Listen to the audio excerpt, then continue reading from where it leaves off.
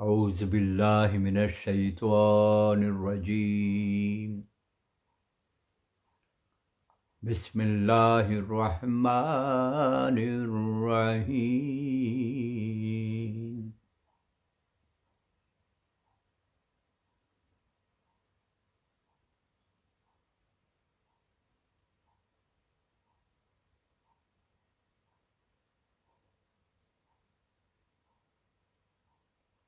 এক মিনিট নীরবতা পালন করুন। Robi Hossain, welcome.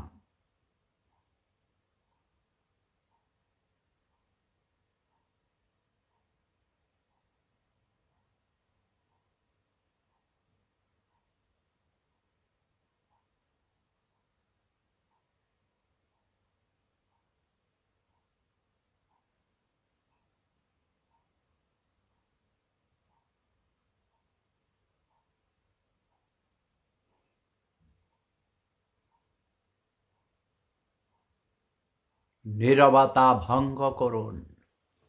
Samia Moon, welcome. Pratyay Ahmed, Sajal. Love is power, yes. Love is more powerful than weapon. আণবিক বোমার চেয়েও শক্তিশালী হলো লাভ, ভালোবাসা। অ্যাডভোকেট মফিজুল ইসলাম, স্বাগতম, সুস্বাগতম। আপনি আইনের মানুষ ভাই, আপনাকে বাড়ি কোথায়? আমার একটা ছাত্র ছিল, বেচারা মারা গেছে, মুক্তিযোদ্ধা ছিল, তার বাবাও মুক্তিযোদ্ধা ছিল আমাদের পাশের গ্রামে সরসাকে। মরহুম জয়নাল আবদিন ডাক্তার সাহেবের বড় ছেলে, তার নাম ছিল অ্যাডভোকেট মফিজুল ইসলাম মজুমদার। ছেলেটা মারা গেছে।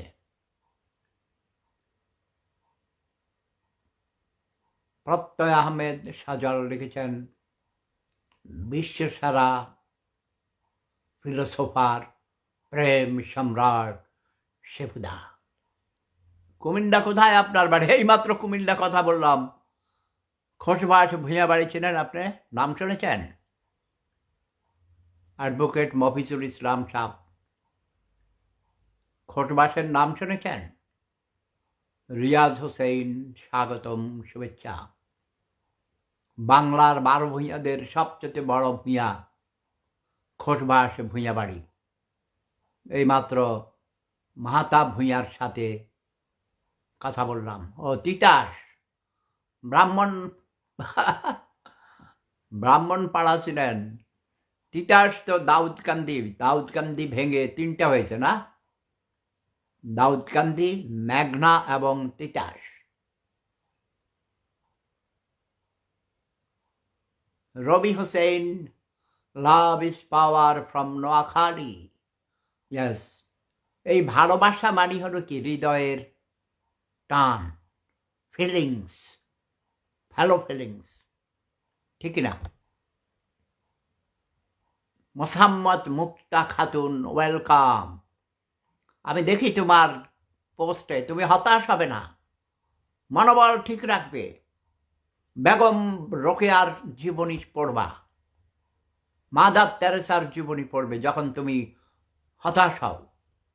আমি জানি তোমার মনোবল আছে, এবং তোমার যেসব সৈনিক তুমি বানাইছ, তোমার ছেলে মেয়ে নাতি পুতি, ও মাই গড, তোমার তো কোটি কোটি ভক্তবিন্দু আছে। এবং ঋতু, তারপরে ঝিনুক, হ্যাঁ, ওদেরকে আরও বেশি বেশি করে ভালো প্রাইভেট টিউটার রেখে, শিক্ষক রেখে লেখাপড়ার প্রতি বেশি গুরুত্ব দিবে। হ্যাঁ, ওরা খুব ভালো, অনেক ভালো করবে, আমি দোয়া করি। এবং এটা বলবে, বোঝাবে, আমি জানি। এর আগে বলি নেই তুমি? তোমাকে বলি নেই? তোমার কাছে অগণিত প্রস্তাব এসে যাবে, ঋতুকে বিয়ে করবে, ঝিনুককে বিয়ে করবে। হ্যাঁ, ওরা অপূর্ব সুন্দরী, ওরা অনেক ভালো মনের মেয়ে, আমি জানি ওরা অনেক ভালো করবে ভবিষ্যতে। ওদেরকে অনেক এসএসসি, মাত্র এসএসসি পরীক্ষা দিবে না? হ্যাঁ, ওদের গ্রোথ ভালো, কিন্তু খুব কেয়ারফুল, সাবধানে রাখবা, ওকে? বাট ওদের স্বাধীনতার উপর হস্তক্ষেপ করবে না। ওরা এসএসসি পরীক্ষা দিবে, দোয়া করবে, অবশ্যই অনেক ভালো করবে, বাট প্রাইভেট টিউটর রাখবা। প্রাইভেট টিউটর রেখে প্রত্যেক সাবজেক্টের জন্য শিক্ষক রাখবা। এই এসএসসি হলো মূল, মেইন ফাউন্ডেশন। এসএসসিতে ভালো রেজাল্ট করতে পারলে তাদের সিঁড়ি, মানে ঘরের যেন ফাউন্ডেশন, বিল্ডিং বানানোর সময় পিলারগুলো শক্ত না হইলে, ফাউন্ডেশন স্ট্রং না হইলে সে বিল্ডিং ভেঙে যাবে। এসএসসি পরীক্ষা হলো ফাউন্ডেশন, জীবনের ভিত্তি। এসএসসি পর্যন্তই মূল লেখাপড়া, ঠিক আছে? তারপরে তারা যখন এইচএসসিতে যাবে তখন ভিন্ন ভিন্ন সাবজেক্ট পড়বে। কি করে রীতিমতো কি করে, রীতিমতো বান্দর। ওদের একটু ভকাঝকা দিবেন সময় করে, হ্যাঁ? আচ্ছা, ওদেরকে বলবা আর আমার কথা বলবে, না না একটু দুষ্টমি করবেই, ওটা দুষ্টমি করা ভালো। দুষ্টমি করলে ব্রেন শার্প হয়। তোমাকে যেটা বলছি, তুমি প্রাইভেট টিউটর রাখবে, আজকে থেকেই বলবা, এবং টিউটর এসে লেখাপড়া করাবে, এবং লেখাপড়ার প্রতি যখন ওরা আনন্দ পাবে, মজা পাবে, তখন নিজেরাই লেখাপড়া করবে। তখন তুমি ওই বলবা যে আসো ডান্স করতে আসো, ওরা তখন আসবে না। বলবা যে এসএসসি পরীক্ষার আগে অন্যান্য করবে, সব কিছুই করবে, ফাঁকে ফুঁকে করবে, কিন্তু পরীক্ষা হইল মেইন, ঠিক আছে?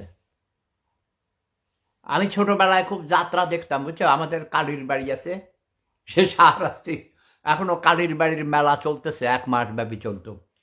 আগে লক্ষ লক্ষ মানুষ হতো, ভারত থেকে, কলকাতা থেকে যাত্রা পার্টি আসতো, সার্কাস পার্টি আসতো, আগরতলা থেকে, কলকাতা থেকে, আসাম থেকে, বিভিন্ন জায়গা থেকে, সারা ভারতবর্ষ, পৃথিবীর অনেক দেশ থেকে এখনো যায়, তবে আগের মতো নেই। এখন নাকি যাত্রা বন্ধ করে দিয়েছে। সার্কাস আছে কিনা আমি ঠিক জানি না, আছে মনে হয়। কিন্তু এইসব ধর্মীয় মৌলবাদী ভণ্ড বদমাইশ ধর্ম ব্যবসায়ীরা আরে যাত্রায় ক্ষতি করছে কি? তোমাদের এই যে মানিকগঞ্জের ওই অঞ্চলে তুমি দেখো, ওর কি নাম, ওই যে সুন্দর এমপি ছিল, গান গায়, মমতাজ, তারপরে ওই যে সরকার, তার একটা মেয়ে যে তার মামলা হয়েছিল, আমি যে রাসেল মিয়া মামলা দিছিল, সেই মামলা উড্র করে দিয়েছি। ব্রোজেন রায় ওয়েলকাম। এই যে গত কয়েক মাস যাবৎ হিন্দুদের ঘর বাড়ি জ্বালিয়ে পুড়িয়ে দেয়া, এগুলো কারা করছে? এ অন্যায়, এ জুলুম, অত্যাচার। বাংলাদেশের ভাবমূর্তি নষ্ট হচ্ছে। প্রতিটি মানুষই মানুষ, ধর্মগুলো প্রতিটি ধর্ম মানুষ তৈরি করেছে। যেমন করে রাজনৈতিক দল যেমন করে বানায়, আগের দিনে এই ধর্ম বানাইতো, বুঝেছ? ধর্মের কথা বলে মানুষকে ধোঁকা দেয়া সহজ। ধর্মের কথা বলে এখনো মসজিদ মাদ্রাসার কথা বলো, টাকা দিবে মানুষ, না খাইয়া টাকা দিবে। যদি স্কুল কলেজের কথা বলো, নাও, দিবে না। যাত্রা দল বানাইতে বলো, টাকা দিবে না। থিয়েটার বানাইতে বলো, টাকা দিবে না। এই যে সমী কায়সার আমার সম্পর্কে ভাগ্নি হয়, ওর মা পান্না কায়সার আমার পারিবারিক আত্মীয়, আমার সম্পর্কে বোন হন। সেই পান্না কায়সারের মেয়ে, পান্না কায়সার এমপি ছিলেন, শহীদুল্লাহ কায়সারের মেয়ে, শহীদ বুদ্ধিজীবী শহীদুল্লাহ কায়সার, যাদের কারণে এই দেশ স্বাধীন হয়েছে।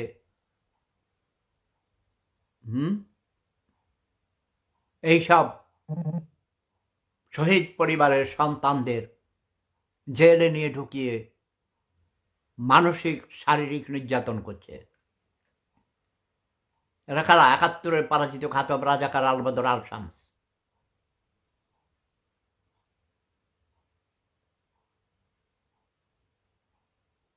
কি কি লিখছে রবি হোসেন, যারা লীগের রাজনীতি করে, মানুষের উপর অত্যাচার করত, তারা একটু পাওনা আছে। হ্যাঁ, যারা খারাপ করেছে তাদের শাস্তি হোক।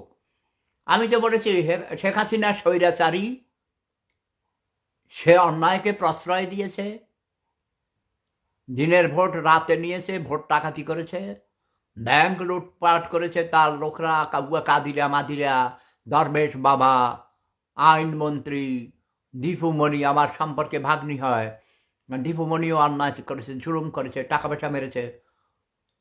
চাঁদপুর সায়েন্স অ্যান্ড টেকনোলজি ইউনিভার্সিটির কোটি কোটি টাকা আত্মসাৎ করেছে তার ভাই আরও তার আত্মীয় স্বজনরা মিলে, সর কিনতে গিয়ে, জমি কিনতে গিয়ে, মাটি বালি কী কী কাহিনী আছে। যদি অপরাধী বলে প্রমাণিত হয়, মিথ্যা প্রপাগান্ডা করলে তো হবে না। কথা বোঝা গেছে না? অনেকে মিথ্যা মামলা সাজায়। বাঙালিরা এমন খারাপ জাত আছে আমি জানি, নিজের ছেলেকে নিজের হাতে জবাই করে ভাইয়ের নামে মামলা দিয়েছে, ভাইকে ফাঁসাবার জন্যে। এটা বাঞ্ছারামপুরে, ব্রাহ্মণবাড়িয়া জেলার, ব্রাহ্মণবাড়িয়ার মানুষ খুব ডাকাত, ডেঞ্জারাস চর এলাকা, বুঝো না? মাহের সর এসব খুব খারাপ জায়গা। এইসব অঞ্চলের মানুষ। এক বয়স্ক ভদ্রলোক এই ভিয়েনাতে আমার সাথে ছিল, একই ঘরে একই রুমে, আমার পাশের বেডে ঘুমাইতো। চাচা শুয়ে শুয়ে আমার কাছে সব কথা বলতো। চাচা এখন জীবিত আছে কিনা আমি জানি না। মানে ঢাকায় আমার বাসায়ও যাইতো, আমার বউর সাথে দেখা করতো, তার ছেলেকে নিয়ে গিয়েছে। আমি এখান থেকে কিছু মানে টাকা পয়সা কী কী দিছিলাম, জিনিসপত্র নিয়ে দিছিলে। চাচা অনেক ভালো মানুষ, তেমন লেখাপড়া জানতো না। জর্ডানে ছিল, এক দল আসছিল জর্ডান থেকে অস্ট্রিয়াতে, বুঝছ? আজ থেকে আরও 40 বছর 35 বছর আগে, 30 বছর আগে। এখনও আরব হয়েই অনেকে আসে, লিবিয়া হয়ে বিভিন্নভাবে। ইউরোপে প্রতিদিন অস্ট্রিয়ার চতুর্পাশে 60টা দেশের বর্ডার, মানুষ পিপিলিকার মতো ঢুকতেছে ইউরোপে, পিপিলিকার মতো অবৈধভাবে ঢুকে, বৈধভাবেও অনেকে ঢুকে। আবার অনেকে শুনি আইতে পারে না, আমাকে আপনার কাছে নিয়ে যান। কিছুক্ষণ আগে মৌলভীবাজার থেকে এক ভদ্রলোক, আয় ভাই কি যে কাণ্ড তার, আমাকে হাতে পায়ে ধরে কান্নাকাটি করে, স্যার সেফুদা আপনার কাছে নিয়ে যান, আপনার দেশ অনেক সুন্দর। আরে নিজে চেষ্টা করে আসো, আমি তো হেঁটে হেঁটে এসেছি। হ্যাঁ, ভুট্টা খেত দিয়ে হেঁটে হেঁটে আমি অস্ট্রিয়াতে ঢুকেছি। ইচ্ছা থাকলে উপায় হয়। আরিফ হোসেন, ওয়েলকাম। আচ্ছা, বেশি কথা বলতে পারবো না, আমি অসুস্থ। আমি সেই কথাটা বলার জন্য এসেছি। আমাদের দেশে আমাকে যদি তোমরা প্রশ্ন করো যে তুমি জীবনে সবচেয়ে বেশি ঘৃণা করো কাদেরকে, কি না মানে কোন ধরনের মানুষদেরকে ঘৃণা করি,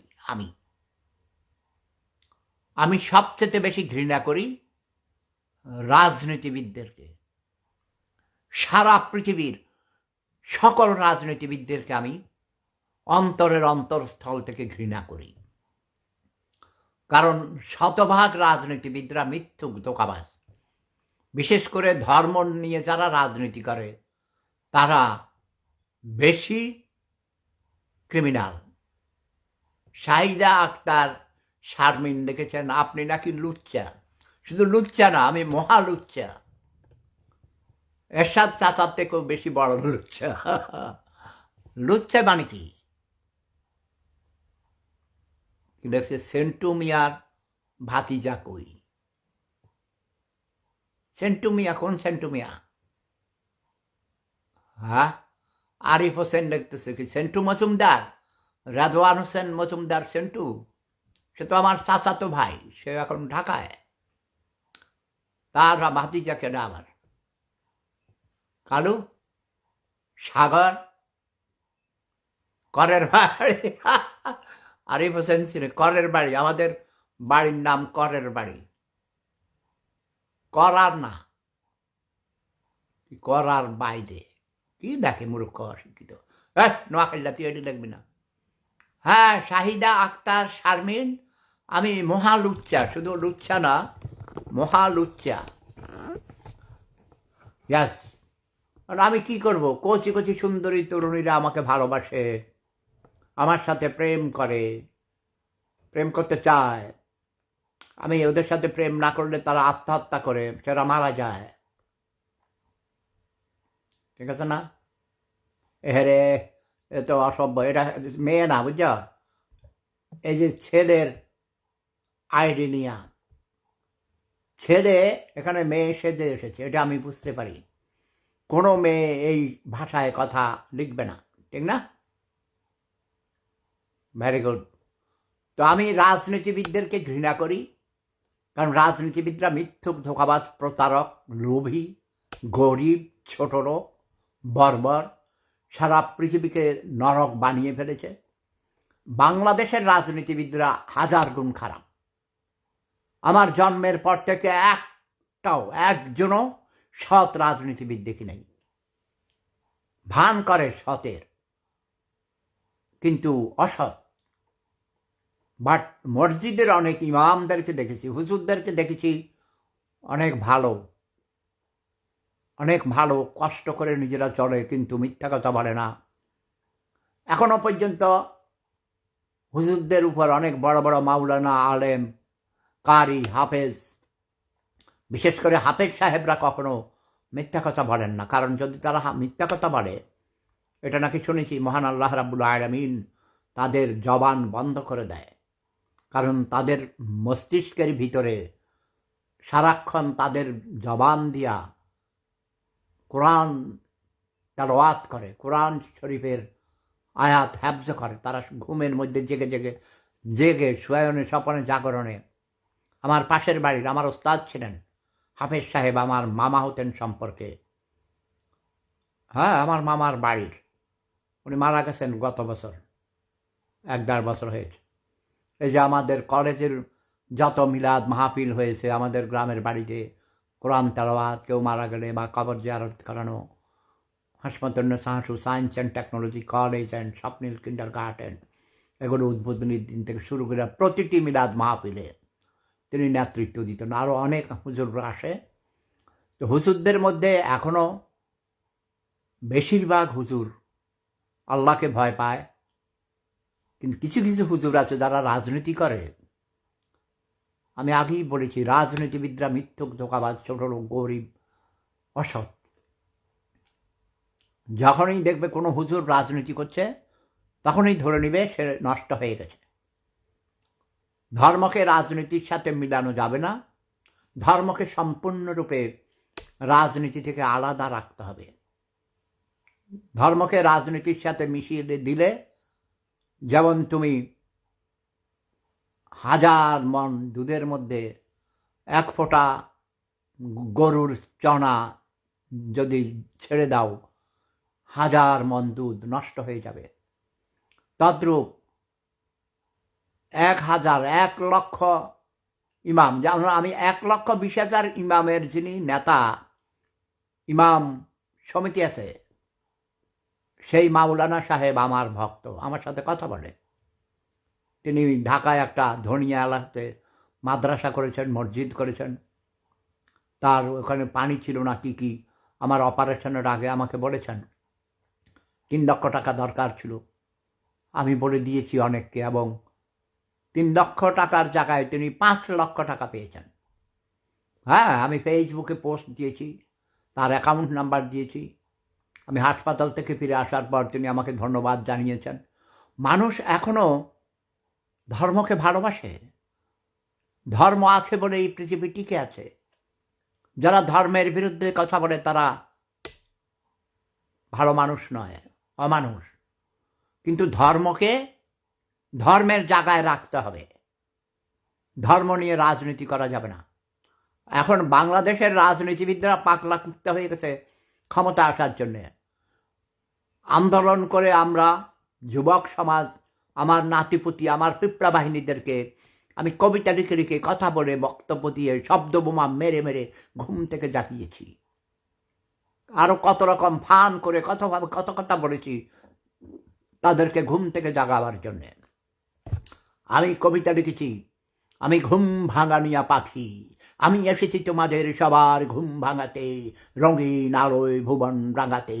ওঠো ওঠো, জেগে ওঠো সবাই, আমি ঘুম ভাঙানিয়া পাখি। আমি বিপ্লব কবিতা লিখেছি।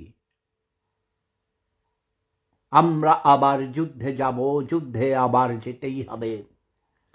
মুক্তিযুদ্ধ হয়নি শেষ, তাই তো আবার যুদ্ধ হবে। এইভাবে কি ওই ঘুমন্ত বাঙালিরা জেগেছে? যখন দেখি যে গানে, কবিতায়, ছড়ায়, ছন্দে, মোটিভেশনাল স্পিচে কাজ হয় না, তখন বলেছি তোরা মদ খা, মদ খা, মদ না খেলে তোরা মানুষ হবি না, মদ খাও মানুষ হও। ভাবলাম যে মদ খাওয়াই যাও যদি ঘুম থেকে জাগাইতে পারি। ঠিকই জেগেছে, আন্দোলন করেছে।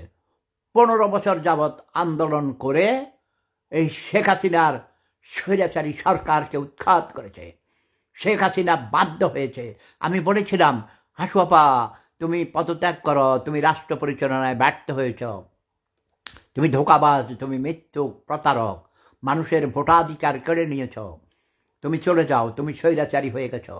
তুমি শাড়ি পরে যেও, নাহলে তোমার শাড়ি খুলে ফেলবে। শাড়ির নিচে ব্রা পরিও, শাড়ির নিচে পেটিকোট পরিও, পেটিকোটের নিচে তুমি জাইঙ্গা পরিও।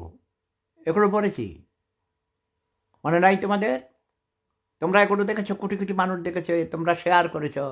এখন শেখ হাসিনাকে ভাগাইয়া দিছি, শেখ হাসিনার বিচার হবে, বিচার প্রক্রিয়া চলছে। তোমরা তাকে দেশে এনে তাকে ফাঁসিতে ঝুলাও, আমার কোনো আপত্তি নেই। কিন্তু যারা বড় আওয়ামী লীগকে ব্যান করতে হবে, এটা ঠিক নয়।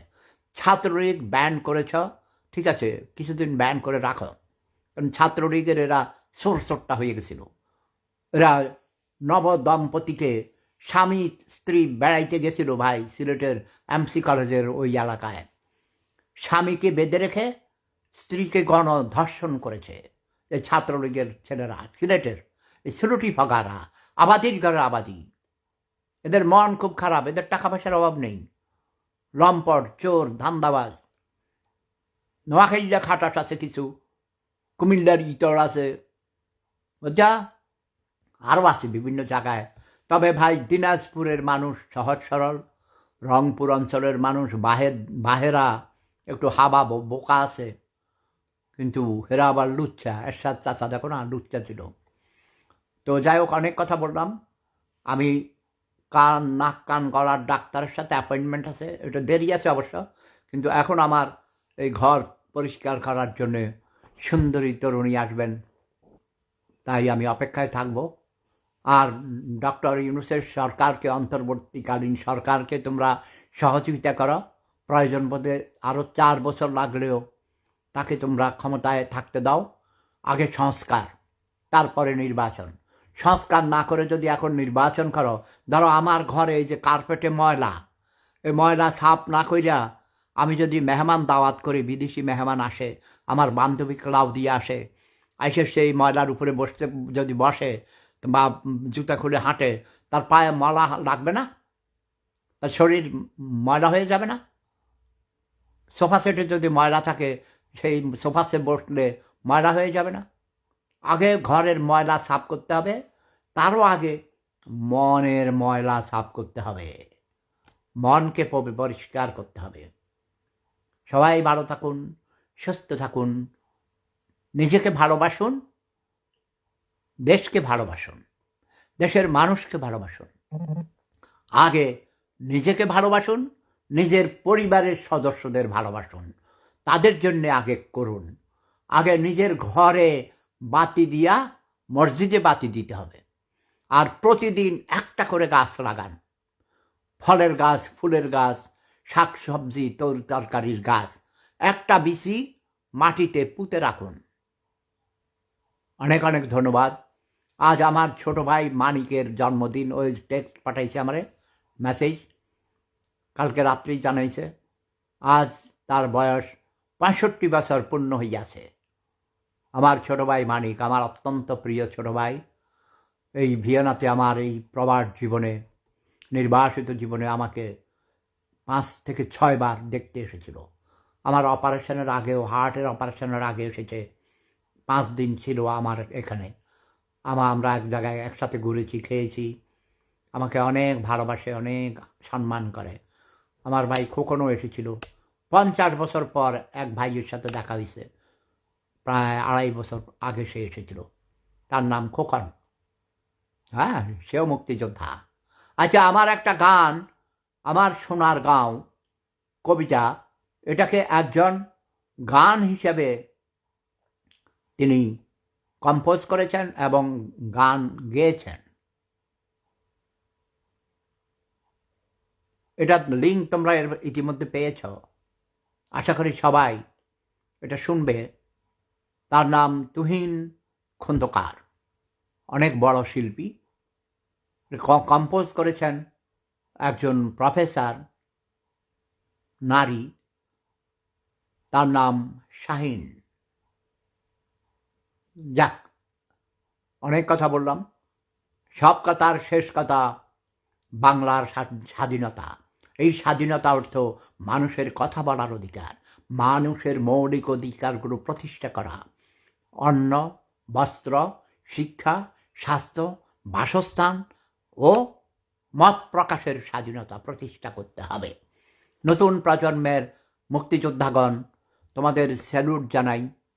তোমরা স্বৈরাচারী সরকারকে উৎখাত করেছ, কিন্তু তোমাদের নিজেদের মধ্যে ঐক্যে ফাটল ধরেছে। আমি দেখেছি, আমার কাছে অনেক কমপ্লেইন আসে।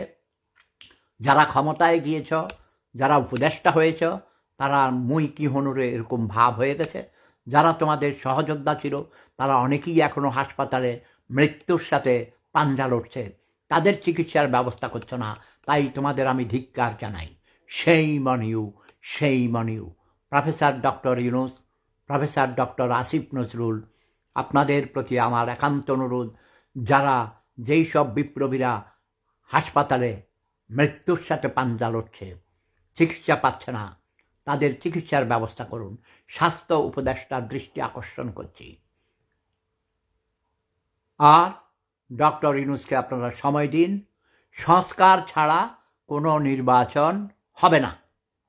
সংস্কার ছাড়া নির্বাচন হলে যেই লাউ সেই কদু হয়ে যাবে। প্রেম ধর্ম সেরা ধর্ম। লাভ ইজ পাওয়ার।